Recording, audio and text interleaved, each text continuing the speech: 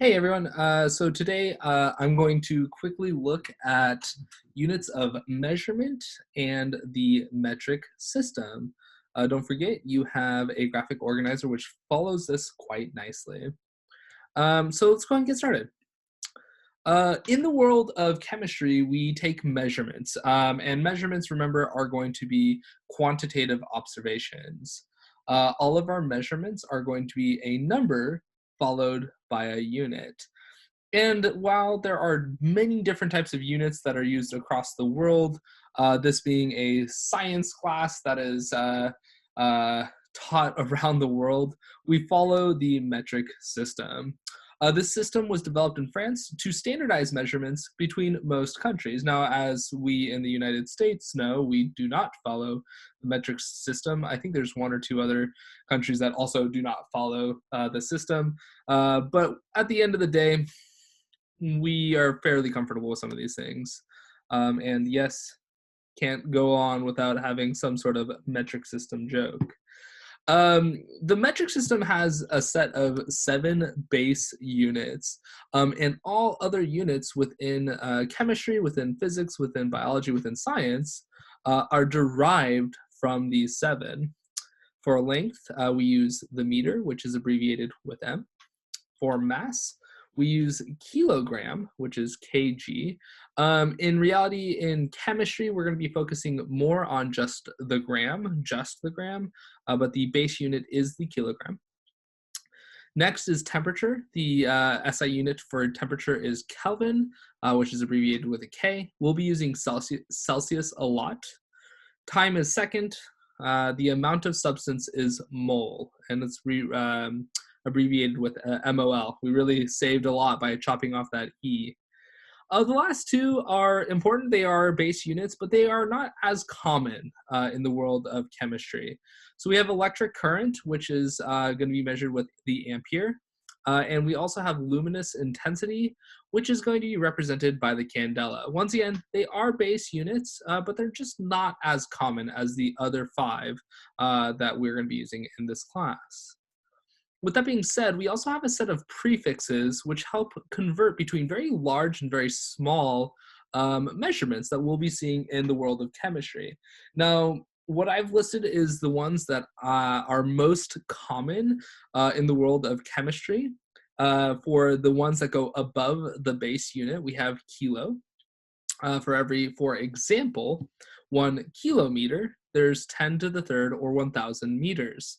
The meter here is going to be the base unit, but at the end of the day, you can really put any one of the base units or derived units after it. So you could have a kilosecond and a second, a kiloliter or a liter, a kilocandela and a candela.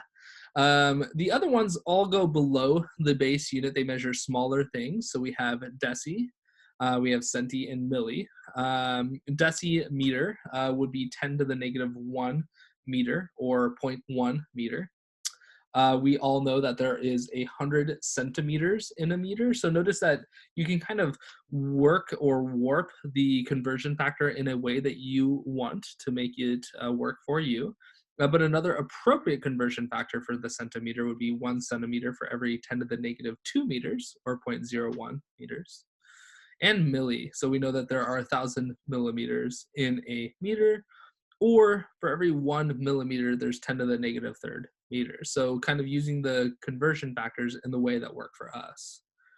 Micro and nano might be a little bit newer to you. They measure very small values.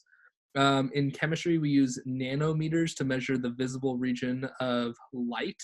That's the wavelength of light in the visible region. Stuff like that.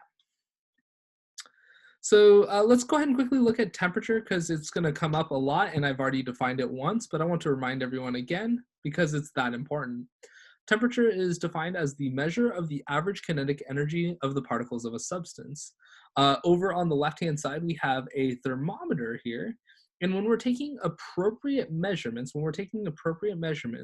we always measure the known values. So it looks like it's somewhere in between 35 and 36 degrees centigrade. And to me, in my opinion, it's just below the 36 mark. So the thermometer to the left reads 35.9 degrees centigrade. Other appropriate measurements would be 35.8 degrees centigrade, or maybe even you think it hits the 36 right on the money, so that would be 36.0. And the point zero is actually important because it tells us that you estimated the zero and not the 6. 36.0 degrees centigrade would be an appropriate measurement for the temperature. Once again, while we do measure in Celsius a lot in the world of chemistry, Kelvin is the base unit. Kelvin is the base unit for this unit. The last thing that I do want to talk about is how we accomplish, or excuse me, how we get these derived units, and it's all within the name. We derive them. We multiply or divide the 7 base units to get these new derived units. Once again, these are obtained through multiplication or division of the base units. So for example, volume. Volume is a very common one. Volume is obtained by cubing the distance. So for example, a meter cubed, 1 meter cubed, is equal to 1,000 liters. Density is another really great example of a derived unit. We get density by taking the mass and dividing by the volume. So for example, we have grams divided by milliliters. Sometimes we also represent this in terms of grams per liters as well, depending on the type of chemical or substance we're looking at. And then last but not least, another derived unit is going to be energy. Before we went ahead and talked about kinetic energy and the formula for kinetic energy being 1/2 mass times velocity squared. So if we take the units for mass and velocity and square the velocity units, we can get 1 kilogram times meters squared divided by seconds squared. And that's equal to a joule. And the joule is the main unit for energy.